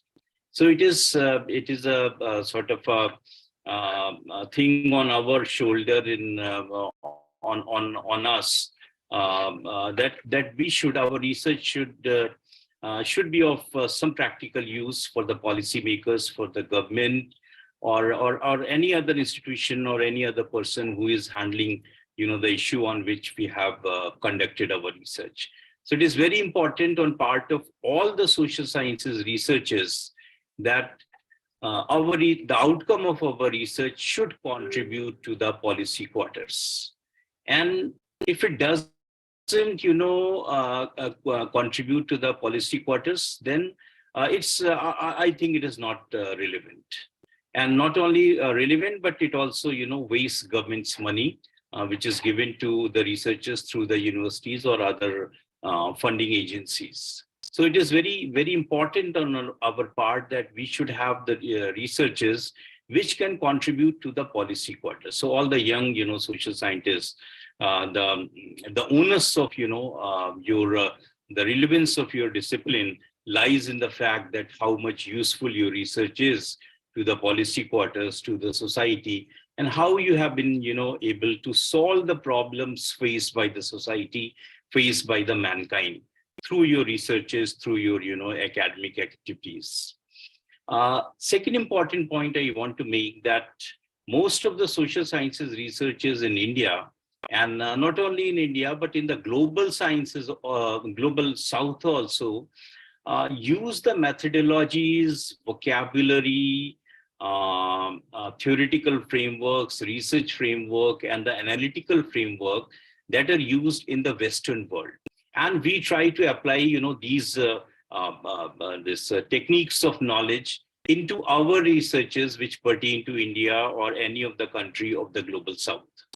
So, and we as researcher always face this problem that those parameters, those paradigms, or those theoretical frameworks not made to study India. They studied South or Southeast. It is high time now for the countries, the social scientists of India, that they develop their own methodologies, own vocabularies, own theoretical frameworks, and research frameworks or the analytical frameworks. Only then, they will be able to, they can say that their research framework or the theoretical framework commensurate the context of India or context of the global South. Every time now relying on the this Western, perspectives or the methodologies or the paradigms is not acceptable at this stage when the countries are like India are 75 years old or so. So we should in social sciences try to devise our own methodologies, our own ways of doing research, our pedagogy, other kind of things which are associated with generating knowledge or adding to the existing knowledge. And if a young researcher is not able to do this because it requires a lot of hard work on part of a researcher to develop its own methodologies. So what Indian youngest research scholars can do, that they can add Indian experiences to the knowledge. For example, if someone is working on soft power, basically it's a concept given by Joseph Nye, though it has been in use in India since the days of Ashoka and all those when religious expeditions used to go to Southeast Asia to exert India's cultural influence in that part, and the footprints of Indian cultural impact in Southeast Asia is still very much visible. But it is important that we Indian scholars should try to add Indian experiences of the soft power. We should try to add Indian experiences of the public diplomacy, initiatives taken by India. So when we add, such kind of experiences, Indian experience or experiences or the experiences of the global south, then, at one point, there will be someone who will generate these Indian edition of Indian experiences, or for that matter, of the global south. So it is very important for the young researchers to do this, that if they are not able to evolve the methodologies, they should try to should try to add Indian experiences to the existing knowledge. There are many things. For example, I profess international relations, and there was a very old realist theory called the regional security theory. But unfortunate part was that none of us tried to establish this theory on the international academic platforms. We thought that this theory is just, several hundred years old, and we cannot, apply this to the present circumstances. It's true that we cannot do this, but yes, we can have, a sort of improvisation in this theory. And then we try to, produce this or present this before the international academia. Yes, this is the Indian contribution in terms of theoretical perspectives to international relations. So that also requires a lot of looking into the ancient Indian literature, that how the ancient Indian literature or the theories developed then, or the perspectives developed then, can solve the problems faced by the mankind at this point of time. The next point I want to make is the Indian knowledge system. That is, full of richness, and the scholars of the social sciences should, try to explore the Indian knowledge system. And the government is also very keen to do this, and they have developed a website. They have a whole team, that is going to explore, or that is going to promote the researches on the Indian knowledge system. They provide handsome, financial support to such projects, so the teachers and the students can take use of it. And if those theories, developed in ancient India, they are not applicable now. But it's still, that gives you a sense of what should I say, that how the ancient Indian scholars looked at the Indian society, or they looked at the global south or Southeast Asia.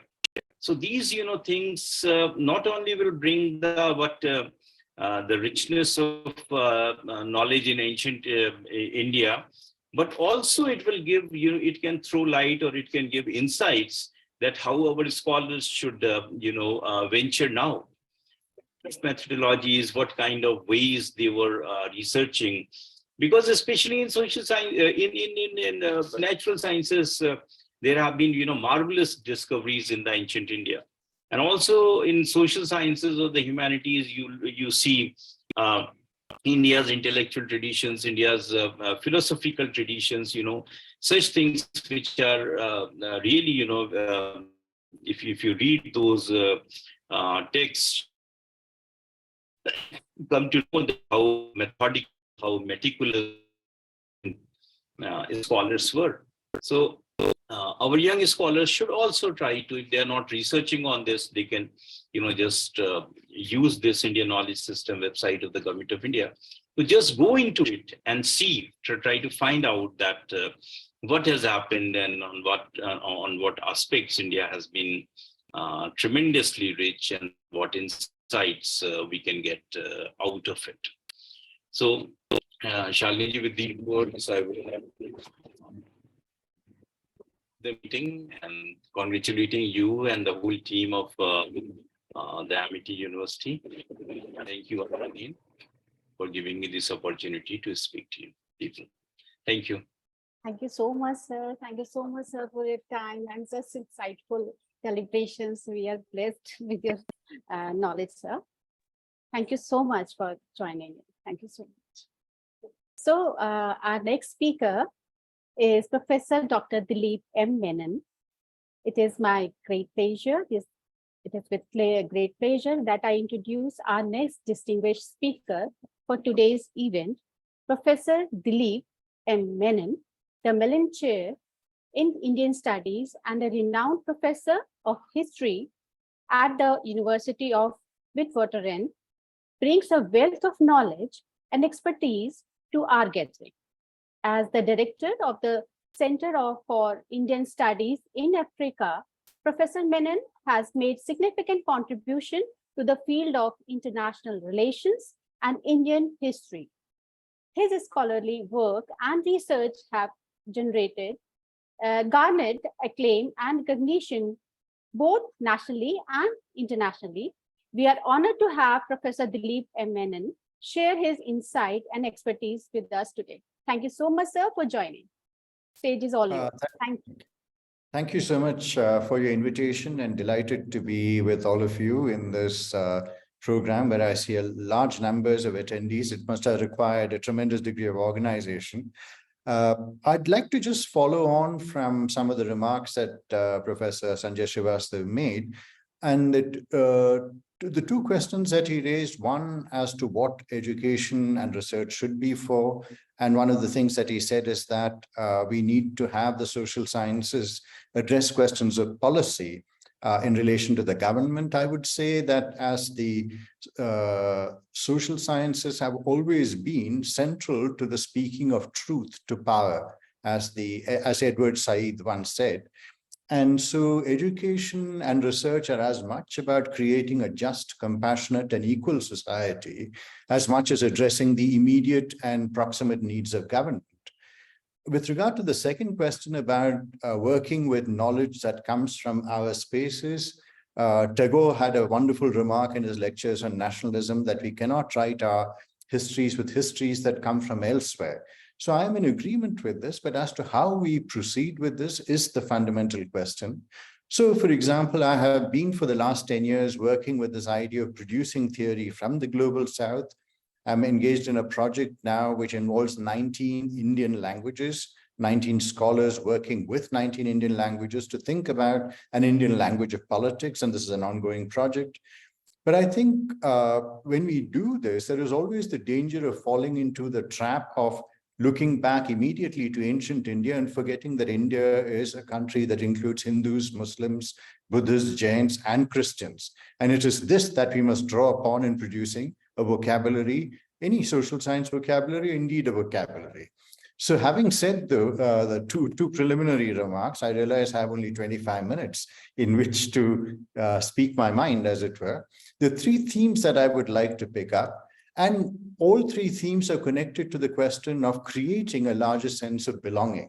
Like, who belongs to India and how do we belong to India more wholly? And the first question that I'll be looking at, the first theme, arises from the work that I've been doing on oceanic history. So it looks at the ocean. And there is a sense in which the geography of India, as we understand it, is an inherited imperial cartography. As we know, Amitav Ghosh, the writer, spoke of shadow lines that were drawn in the dust. The partition of India occurred through a line drawn, a Radcliffe line that was drawn by a lawyer who visited India just once to draw that line, and then he went back to England, leaving us to face the consequences of that division. So what we worship as a national map is also an inheritance of an imperial cartography, of a cartography generated by empire. And this is the paradox that we live with. And very often when we think about invocations of classical India, for example, and the geography that extends from the Himalayas to Kanyakumari, this is what we are familiar with. But obviously the geography of India is much larger, and at different times, this geography has had different connections. So the great historian Fernand Braudel spoke about India in the 16th century and said, if we think about India as a quadrilateral with a different integration into different regions, the southwestern coast of India was part of that oceanic connection with not only Africa, but with the Middle East and onwards into Amsterdam, Lisbon, and so on. The southeastern coast, the Coromandel coast, was integrated with Southeast Asia and China. The northwest of India was integrated with the Ottoman and the Safavid Empire. The Mughals created a larger geography that we need to engage with. And the northeast of India, as we know, is again connected with China and Southeast Asia through the land routes and the sea routes. So in that sense, what is the geography that we need to engage with rather than merely the inheritance of imperial cartography? That is a question that we need to pose. And when we consider the histories of the ocean, what are we thinking about, right? So I come from Kerala, which is the southwestern coast of India. For over a millennium, it has been integrated into the rhythms of the ocean. We've had the first Muslim communities, the first Christian communities, the first Jewish communities. So the oldest Christian community in Kerala dates back to the 1st century AD. In fact, predates Christian communities in large parts of Europe. So it reminds us constantly that India is not a Hindu country. It consists of multiple religions, multiple cultures, and this is something that we have to forefront. And thinking about the history of the ocean also allows us to understand the studies that are increasingly emerging on Indian Ocean Islam, which actually talk about the movements of trade, the movements of knowledge, and it allows us to engage with the larger geography of the intellectual inheritance that India is all about. So we need to write the history of India in its diversity. We need a fuller history if we are to create a just, compassionate, and equal society. The second thing that I want to speak about is the idea of society. We tend to assume, when we say politics, society, and economy, we tend to assume that these categories are self-evident. And very often in India, I think this assumption that we have a homogeneous culture is something that we need to think about very carefully. As I've said in the previous point, that we are a country composed of multiple religions, and we need to draw upon all of these traditions, Hindu, Muslim, Buddhist, Jewish, and so on and so forth.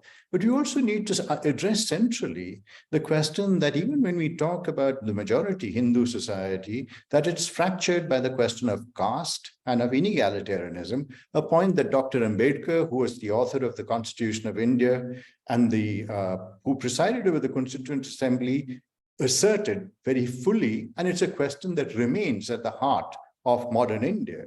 So when Dr. Ambedkar was asked the question as to the place of the backward castes and the untouchables in Indian society, he said, we are not a part of society, we are a part apart, right?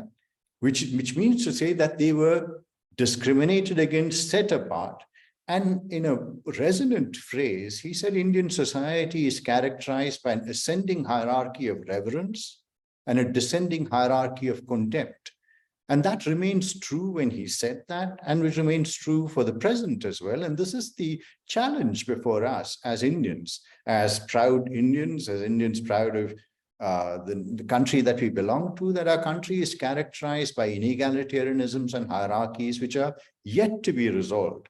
And it's important to remember that it's not just about caste being a division of labor.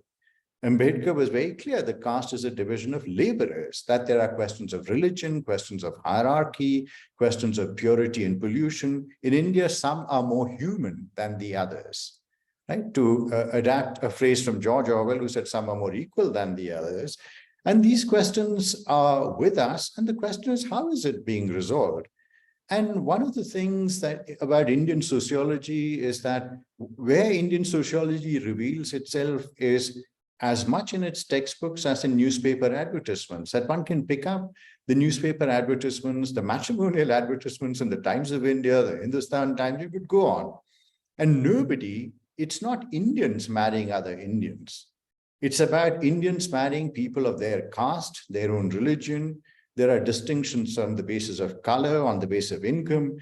And when we think about the fact that caste is sustained through endogamy, which is again something that Dr. B.R. Ambedkar pointed out, that we marry within caste and keep the caste system going. And we have seen the acts of violence that are enacted on those who transgress these rules, right? We've seen them in Haryana, we've seen them in Tamil Nadu, and so on and so forth. And here again, to go back to Tagore in his lectures on nationalism, he said India is an iron cage of countless compartments. right? An iron cage in the sense that it is there is a hardness to it, but there's also a rustiness to it, right? What explains the presence of these divisions in what we call a modern society? So what we need is to build fraternity. So when you think about the watchwords of the French Revolution, equality, liberty, fraternity, equality can be legislated by the law, liberty can be legislated by the law, but fraternity is what we need to create. It can't be brought into existence through legislation. And that is the function of the social sciences. How do we think about a just, compassionate, and equal society that recognizes other humans as humans? The third thing that I would like to speak about is the question of the state and the citizen. And one of the things about the state, to go back to the idea of colonial inheritance that I spoke about with regard to the ocean, we have inherited a colonial state with its colonial laws. As we know, when the Supreme Court legislated in 2018 and decriminalized homosexuality, what it was doing was ending a Victorian era law, right? Something that was the inheritance of a colonial order. So what we're thinking about is how do we conceive of a state that is not premised on merely the idea of law and order? Most of the functions of the state, whether we think about our policing, the question of the expansion of political participation, that we are citizens of India, how does our political participation expand and begin to take the state into its embrace? That is the question before us, rather than the question of the state exercising power over citizens, which is what we had under colonial rule. So the question is, what kind of state do we want? What do the social sciences teach us about questions of political participation? How do we move beyond an idea of the state just being there to impose law and order and deciding what is sedition, what is dissent, and so on and so forth? And this question goes back to colonial times. Think about one of the most glorious chapters of our nationalist movement, the Swadeshi movement, between 1905 and 1908 in Bengal, but then the effects of that last longer. Till the time that I was in school and beyond, this was called the terrorist movement, right? And this was an inheritance of a colonial understanding of what was an attempt to expand not only notions of civic democracy, but people's participation in politics. And so in many senses, there are these genealogies, these lineages that we still continue to, these have become habits of the mind. How do we get beyond that? And we need to think about this whole question of a diasporic belonging as well, diasporic politics. The Indians present all over the world. In Africa, the inheritance of indentured labor, the inheritance of the movement of Indian professionals to places like the US. How do we understand this in a way that actually addresses this question of the multiplicity of belonging? Are the former indentured laborers existing in South Africa and Mauritius, are they of the same status as our pride in the CEOs of Google, Amazon, and so on and so forth? The professionals, how do we adjust this class, how should I put it, this disparity of class in our understanding of who is an Indian? And the question of the nation state and its borders, to go back again to the question of imperial cartography, who is a citizen of India? What rights do citizens of India have? What is their access to politics, to society, to the public sphere? What are the distinctions that we make between the refugee, the migrant, and the citizen? How do we handle these as we think about India in the larger space of nations in the world? In South Africa, where I have been for the last 14 years, in India, I taught in Trivandrum, Hyderabad, and lastly at Delhi University before I moved here. In South Africa, as you know, we've had the histories of apartheid, but the South African Freedom Charter has a very resonant statement. South Africa belongs to all who live in it. This is what we need to be moving towards, that if we think about India as an inclusive nation, we need to think about creating a sense and an understanding that India belongs to all who live in it, right? And this was expressed very clearly, and I'm coming to an end here. This expresses very clearly our open policy towards the Tibetan refugees who came, for example, and became part of Indian life and contributed to it, that we need to think beyond the discourse of law and order, the discourse of exclusion that is central to the idea of citizenship, and to think with this fundamental idea that India should belong to all who live in it. So the question of who belongs to India becomes then the project of social sciences, which tries to create a just, compassionate, and equal society. Thank you.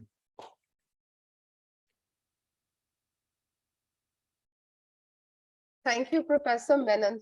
That was a truly inspiring speech, and it gave us so much, what should I say, it forces us to think so many of our received wisdom, particularly in the current context with the national education policy in. We are trying to redefine and reinterpret how we would teach and learn social science discipline. Now, there are serious theoretical challenges. There are serious political challenges that are emerging. And your, I would say, a brief speech. I would have preferred a much longer So would I. yes, exposition from you.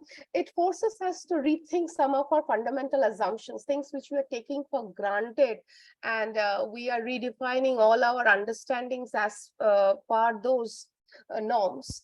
And particularly because the students, the young students whom we teach, they are our future teachers. So thank you very much. And I am expecting Vice Chancellor ma'am to join in any time now. But before that, all the participants who are here, if they have any question for Professor Menon, this would be a fantastic opportunity to ask him, to clarify your doubts. In fact, poke him if you do not agree with him. So this is an open invitation to all participants here. If they want to ask any question to Professor Menon here, he had been one of the very, should I say, stalwart historians who are every day redrawing the pedagogy and the methodology, our theoretical understanding of the subject. So this is an excellent opportunity to ask him more. If anybody is interested, please raise your hand. Oh, I can see Sabiha. Please ask. I have unmuted you. Please go ahead, Sabiha. Yeah, Dr. Madhumita, I think we can have a good number of questions because Honorable Vice Chancellor, she's conveyed her good wishes, but she's occupied in meetings. Okay, all right. Then, I know you can have more discussions, and I think we've had really very good, addresses by all the eminent speakers, or very, very important and relevant. So I think our participants have certainly will be benefiting a lot. Thank you all so much. Yeah. Thank you. So now we have time, and Professor Menon, this is, I would say, God-given opportunity. You have the time to the give... human-given opportunity. Yes. Let's bring God into this. So whatever. So you can use up the time to elaborate more on your... Yeah. I'm at your disposal till such time as you need me. Thank you so much, sir. Thank you so much, sir. Sabiha, please go ahead. Yeah, sir. It was a very thought-provoking and a very well-delivered session. Thank you for that. Two things came to my mind, rather three things if we have time now. One thing, sir, that when we see the Quit India movement, people who were on the forefront of it, most of them had received their education in Western nation, whether it was Mahatma Gandhi or Jawaharlal Nehru or anybody. I mean, don't you think that the idea of equality and liberty, that was coming from West only? I mean, the people who have got education in the Western countries, they came back and they realized that the same thing should be there in India also. And that gave rise to the Quit India movement, one thing that. And the second question is, the researchers in social sciences, they are not, sometimes the social scientists may not be able to give the solution, but the research may be directed towards finding that what is rotten, what is the problem, to tell the society that what is the problem is itself a big thing. And then we can leave finding the solution to others. Like say, for example, that there is pollution. There is damage to health because of pollution. This problem should be first of all, come up with this and then leave it to the scientists that what can be the solution today. So don't you think that finding problem itself is a big research? And that is what social scientists are supposed to do rather than finding solutions. And the third thing, sir, if you allow me. Yeah, please go on. Yeah. So can we, something that had been written in fiction, like Shakuntalam, Abhigyan Shakuntalam, or something like that, that was a fiction. Can we take clues from something that was fiction to real life experiences, to real life example? That was fiction. Can we say that? Okay. Yeah. Thank you, sir. Look, Thank you.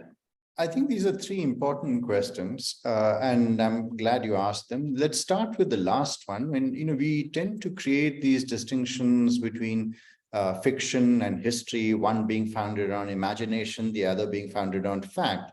But one of the things that fiction allows us to do is to reconceive society differently. This was something that Aristotle realized way back in his on Poetics, that history can only represent things as they are. Literature allows us to imagine things as they could be.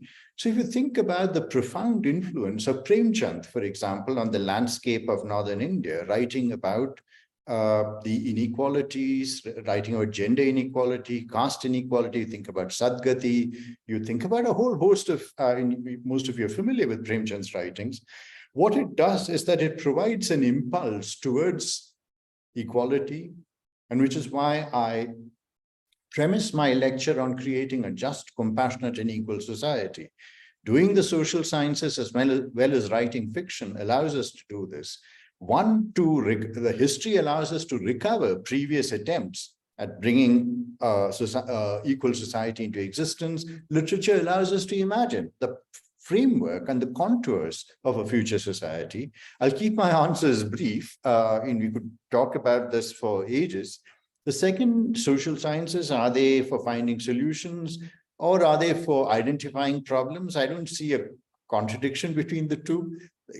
One engages in both acts. That one, it's precisely when one looks around us at a landscape that exists in which there is inequality, there is hierarchy, there is deprivation, there is the impact of industrialized society and so on. As social scientists, we have a commitment and responsibility not only to locate the problems, but to think towards solutions. And these solutions need not be policy-oriented solutions. These solutions can be towards making us better human beings in our understanding of what we need to think about. Think about the idea of the Anthropocene, which is really the age that we live in, where we have begun to understand that humans have committed untold damage on the environment. The social sciences have increasingly made us aware of that. It has also made us aware that we are not the only beings on the planet, that we have to occupy the planet along with animals, plants, and other creatures, that it's only the hubris, the pride of being human, that has allowed to wreak this havoc on nature. The first question with regard to the Quit India movement and the role of Western education and Western educated people, I think when you think about the Quit India movement, and if you, as a historian, I would be somewhat in disagreement with you, because if you look at the histories of the Quit India movement went out of the hands of the Congress fairly early, right? So you had multiple movements across the country, which involved peasants, which involved tribal groups, which involved workers, right? Where the idea of an equal society, the idea of equal belonging, all of these were raised by people who were not Western educated, but who experienced questions of inequality and of colonialism in their life. So while it's a question of how we do history, if we do elite history, then we look at the histories of Nehru and Gandhi and the Congress, but history always exceeds that. The second thing is that if you think about where does the idea of equality come from in India, it comes to us from Kabir. It comes to us from Narayana Guru. It comes to us from Periyar Ramaswamy Naikar, Jyotiba Phule, B.R. Ambedkar.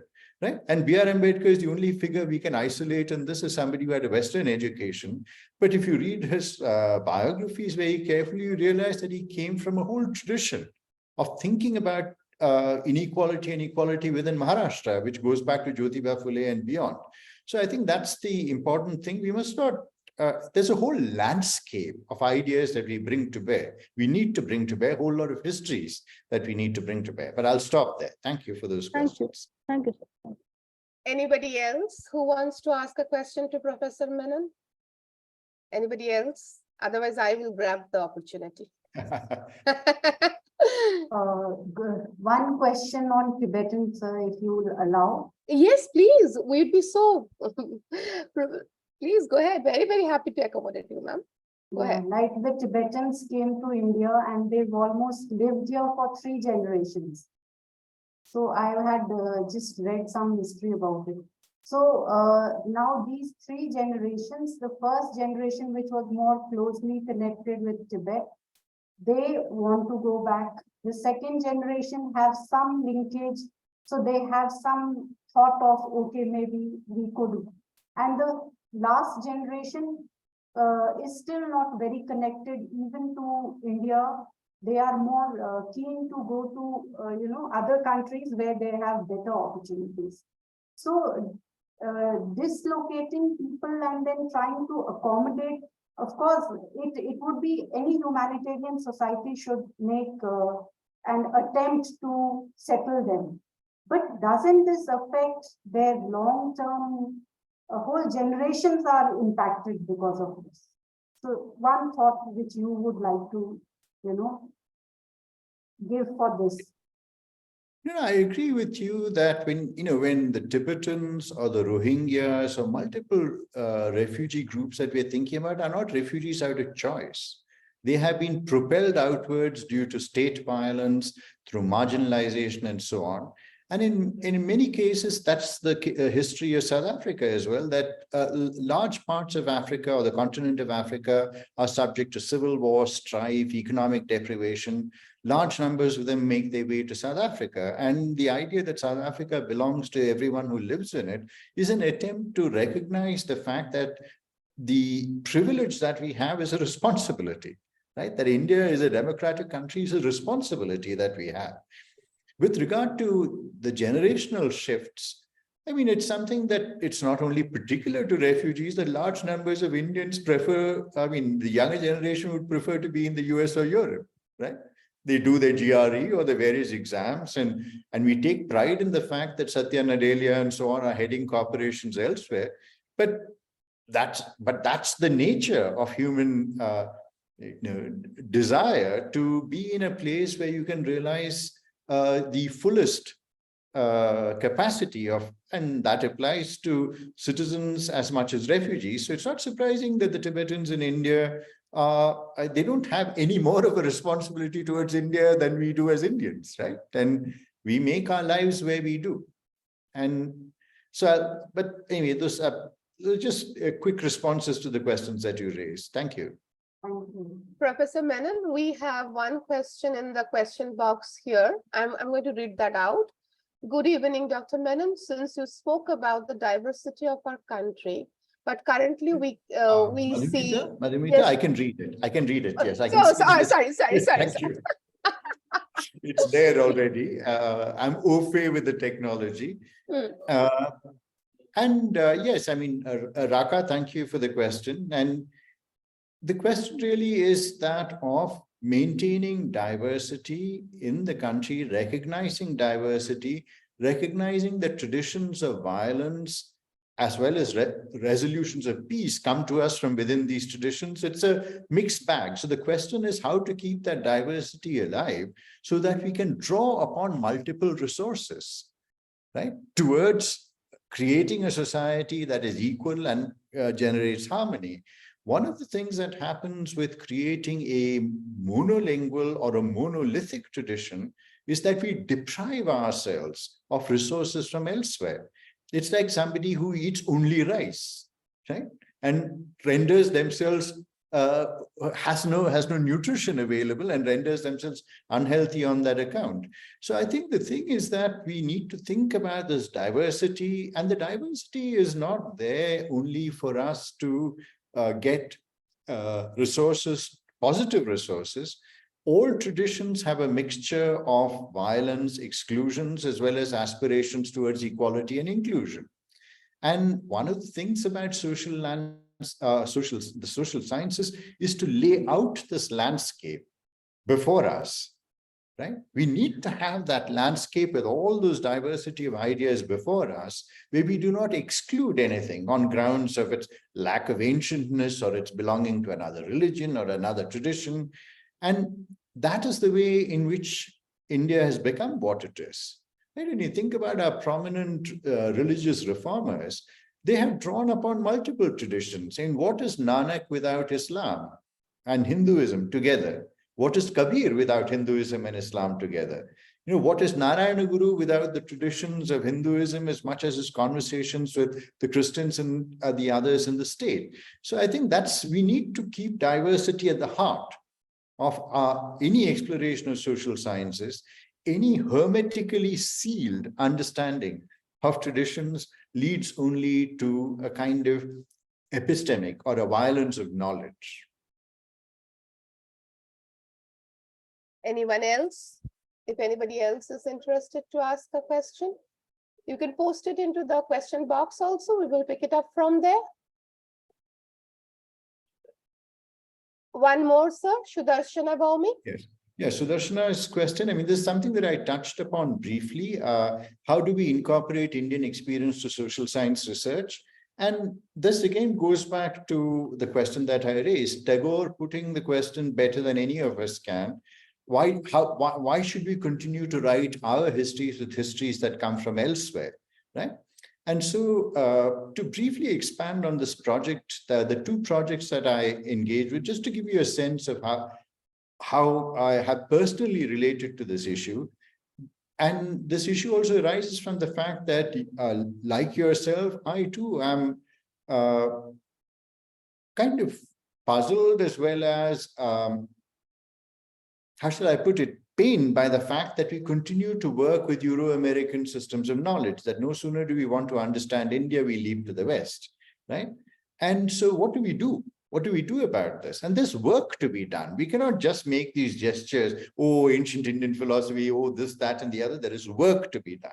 So the first thing that I did, you can see behind me an orange poster, right? And that was the first conference that I held, where I brought together 20 scholars working with 16 languages all over the world, including Arabic, Persian, Mandarin, Zulu, Xhosa, Portuguese. And I asked them, so how do we generate a social science vocabulary? So this has just come out as a book from Routledge last year called Changing Theory, Concepts from the Global South. And maybe you could take a look at that, and I have a long essay explaining this method. But the greater challenge, and this is the question that you're posing, is what we're addressing right now with a large project, a 5-year project, which is funded by the European Research Council, which involves 19 scholars in India and abroad who work with 19 Indian languages. So I work with Malayalam, there are people working with Gujarati, with languages in the northeast of India, Tamil, and so on and so forth. And the idea is, the fundamental question is, how do we think about how Indians think about politics? No, because otherwise we are stuck with these ideas of liberalism, secularism. Are we modern enough? Is there political thought in India? As Dipesh Chakravarti put it, we study ourselves in terms of what we lack rather than what we have, right? And so this project is the attempt to actually do the work that is required, where we look at 19 languages, the resources within these 19 languages, which will allow us to understand how people think or have thought about a question of politics. And some of us work on modern India, some of us work on the Muslim period, and some of us work on the earlier period on ancient India. And we're trying to bring all of this together. And it's very difficult to answer a question like this without doing the work. See, and to just gesture to, because for me, let me put this very clearly. I studied Sanskrit at school. I have a working knowledge, but I'm not a scholar. But when people say, let us return to ancient India and read the Upanishads, it's a very difficult task. If you've not been trained in this, you can't just go back and read it and get something out of it, right? People spend years and years, 15 to 20 years working with these texts in order to understand the universe of these texts. You can't just cherry pick. Saying, oh, I'll take this idea from ancient India, I'll take this idea from a Muslim text, I'll take this idea from a Jain text. That's not the way we need to do work as responsible social science researchers. So which is why we thought we'll stick with these languages. Each of us will work with our language and our competence. Some of us are more competent working on classical philosophy. Some of us are more competent working with the present. But this is something that is an open project. This is something that we need to do. And we need to move beyond this as a merely political gesture. That is the important thing. This is a project of knowledge, right? This is what Ashish Nandi in his book, The Intimate Enemy, called the loss and recovery of self under colonialism. How do we recover ourselves? This is what Ganesh Devi wrote in this book, After Amnesia. That how do we live after this amnesia? Because there is whole traditions of thought which were denied to us, which are not part of our pedagogy at school, at university. And for the Ganesh Devi, the problem began with beginning to study English literature. And people said, oh, read X on T.S. Eliot, read F.R. Lewis, read. And he said, do we not have traditions of thinking about literature and the imagination in India? And that's when he arrived at this question that is the title of his wonderful book, which is called After Amnesia. Right? We are amnesiacs. We are sleepwalkers. We suffer from what Maria Lugones called the colonial wound. But we cannot resort to easy political solutions. There is work to be done.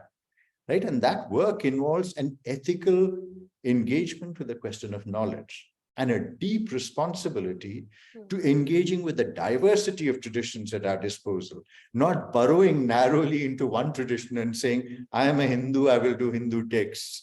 Which is, I don't think helps us, doesn't help anybody, doesn't help us certainly as individuals. Thank you. Sir, one last question from Abhishek here. Is he on the chat? Okay, let me see. Yes. Abhishek, yes. Have we done enough in the past, or are we really ready to accommodate the religiously persecuted minorities in our country? Abhishek, this is a question that you, I, and everybody on this panel have to answer, right? We have a responsibility to creating, as I keep saying, a just, compassionate, and equal society. We have to deal with questions of inclusion. We have to deal with the question of what the question of minority means, right? And is the minority there in a society to be expelled? Is the minority there to be exploited?